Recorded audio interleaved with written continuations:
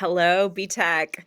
All right, we're going to get into, I think this is probably one of the final videos that we will have around your AC1 research. And this is one that I will say students have probably struggled with the most just because it's a bit more, it can be a bit more vague and difficult to understand, but it's one that's really essential in helping you create the best work possible.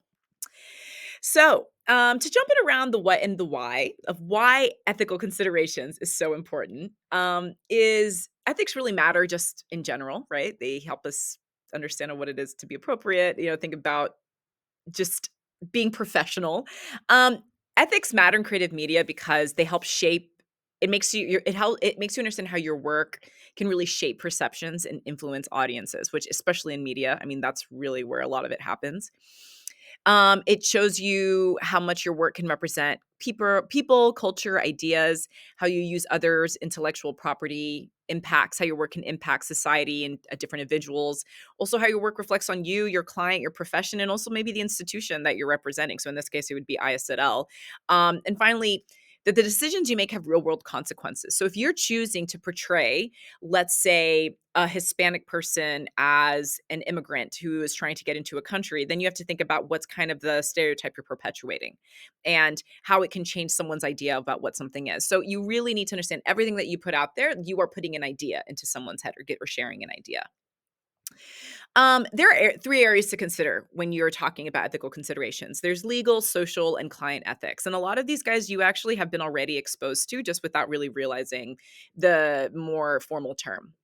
With legal ethics, this is all about copyright and intellectual property or IP. So in school, you know how we talk a lot about, is this Creative Commons? Do you have royalty free? There's like a reason. This is ethics. So with copyright basics, you want to make sure that the copyright it's important because it'll protect original creative work. Okay. It gives creators exclusive rights to how they want to use their work and also distribute their work. In most cases, just to keep an eye, creator's lifetime is about 70 plus 70 years, and it applies to most things: images, music, video, text, etc.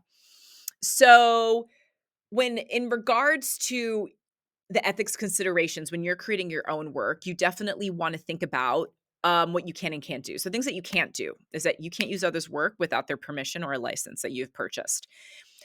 You can't take something and like slightly modify it and then say like, oh, this is original. And also, if you look up found like you look up something on Google and you said you just found it, you can't use that in your work because it still belongs to someone who actually made something and you have to give them credit. So all those times we ask you to cite something, source something, put it in the credits, who it belongs to. This is all about ethical considerations.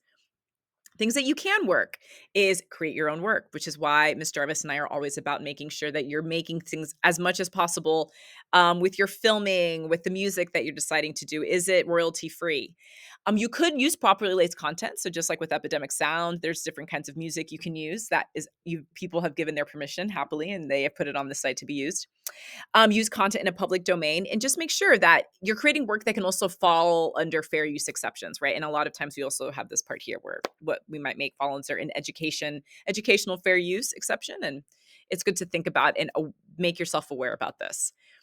In regards for legal resources for creative media, there's a lot that you can use. So for example, here, proper sources for content to find legal resources resources that you can use would be Creative Commons material with proper attribution, that's citing it, royalty-free resources. So when we talk to you about Unsplash, Pexels, Epidemic Sound, public domain works, and then also licensed stock libraries. But these are usually have to pay for it and we don't pay for them, but it's just knowing these are options as well. Um, Things that you need to keep in mind in the documentation with documentation practice is just making sure you keep records you have of all the licenses and permission. You're documenting the sources of all the content that you use that's not yours, third party. Make sure you give clear attribution, okay, where it's required. So if you're making a presentation and you got some information from this one website, cite it. If you take the graph, cite it, okay? And if and this is the big thing that comes into our media consent, okay? Get written permission for using people's likeness and images. That's why we have our consent form. You are legally asking someone, it is okay. This is what we're using it for. They have signed it. You have permission, okay? So you have gone through all of this before in your different classes, but now you're just being aware of how you have followed legal ethics, like the legal portion of ethics, and also why it's needed. Something to really keep in mind as well around privacy and data. Just those key considerations when you're filming and you want to think about this when you're creating your videos is just always obtaining that proper consent for people's images, protection of their personal information and projects. You don't want to make sure that their like Instagram doesn't happen to show up in a scene that you're filming, or an email pops up, or someone's full name that's actually their name. These are things that are important. Transparency about how you collect when you collect data and you're doing your Google forms or your focus groups. Who's going to see this? How are you going to represent them? What's the names that's going to be shared, etc. And always making sure that you are thinking about that age appropriate content and data collection as well. So, you have your release forms, which we give you. And some things, sometimes if you don't have an opportunity, like they don't sign a release, you can't get one, find ways to blur if you can, or just don't use it at all. Think about privacy implications when you share people's location or any kind of personal demographic information. And also, this is something we have to be mindful of. Be very careful about content involving minors and think about where you're filming and the age of consent, etc. So, very heavy to start off with, but these are things that are important to consider. Client and social ethics. So, with your client ethics, like I said, this might not apply to all BTEC assignments, but it's something good to keep in mind when you, especially if you go into your B3. You need to make sure that you're navigating those briefs really responsibly. So, ethical challenges with clients a lot of times is that they might ask for things that they request things that might perpetuate those stereotypes. They're like, "Oh, I wanna show you know, a person who is maybe not as in shape, a bit overweight. They're not living this healthy life, and they come to me and work out, and now they lose all this weight, and it's better." Okay, sure, but then you're just assuming that all people who might be not traditionally thin are unhealthy. That would be an example. Um, Products or service that might have potential harms, you gotta think about what you're helping them promote. Misleading advertising or claims, what are you promising within your work, or what are they ensuring and it's not true? Thinking about projects that might exclude or marginalize groups, and also environmentally harmful approaches. So when you are working with the client or considering a client, think about all these kinds of things, and that can is something that can help you navigate and choose. It is your ethical responsibility to advise clients on ethical considerations. That as a content creator, as someone who will be responsible for creating something for a client, you need to tell them. You need to always think about more inclusive, responsible alternatives. This is just your job. It helps them consider things. Recognize when it's okay to be like, this might not be the best fit for you. And then also about learning how to balance the client's needs with like your ethical standards of what you know is right. So the more you educate yourself, the more you understand about your market, the audience that you want to work for, what's the product that needs to be delivered, you can do this. With social ethics, the way that you can really do some good work with this is just understanding the impact of the representation of your work. Um, the impact of representation, like I said, media really shapes how people see themselves and they see others. It's natural. When you get exposure to a certain kind of idea, um, a group of people, or a message, it sticks with us. Stereotypes really can reinforce harmful beliefs that aren't grounded in anything that's true, but just racism or sexism. Exclusion will send messages about who matters. So think about who do you have in your film, how you're telling their source films or work. And also thoughtful representation creates a more inclusive society. The more people we know, the more we think about, the more we interact and get out of our bubble, it's like your world just becomes bigger. Um, Key areas for consideration, and this part does really help you in what you might want to look for when you're doing research into your ethical considerations: race, ethnicity, and culture, gender and sexual orientation, age and generation. We have a lot of jokes about Gen Z and millennials, but there is differences that we have to think about. Disability and neurodiversity, body size and appearance, also religious and cultural practices. These are just a few. When you are in ethical considerations, it's really important to think about some of these ways that people can do harmful representation. So some common pitfalls could be stereotyping, tokenism, when you include just a superficial diversity just because this you need to have it there. Doesn't have substance. Cultural appropriation, erasure is one. You got to make sure, like, making certain groups of people invisible in your work, and also just like perpetuating those harmful narratives. They'll reinforce negative associations. Those are mistakes that a lot of people make with or without intentionality, or intention. Ethical approaches that you can take with that is you research the community you're representing. You might think if you're gonna be doing a project for ISL teenagers 14 to 17, you may think you know this group, but I assure you, you are only thinking probably about the one that you're in. Include diverse perspectives in your creative process. Question your assumptions and biases. Consider the impact of your choices and also seek feedback from people of the groups that are represented or maybe not represented. And then finally, from that, you can create some accessible and inclusive work. You design the work for diverse abilities or needs. Consider some things to consider. You can do color contrast for visual impairments, providing alternative text for images, putting subtitles onto a film, thinking about readable typography, clear language. You can test your work and just thinking about cultural contexts and interpretations, right?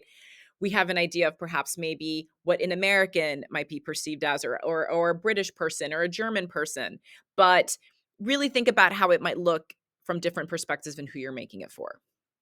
So, for the ethical creative process, for every project, you want to ask yourself who is going to be represented in this work and how, who's excluded, and what message might that send?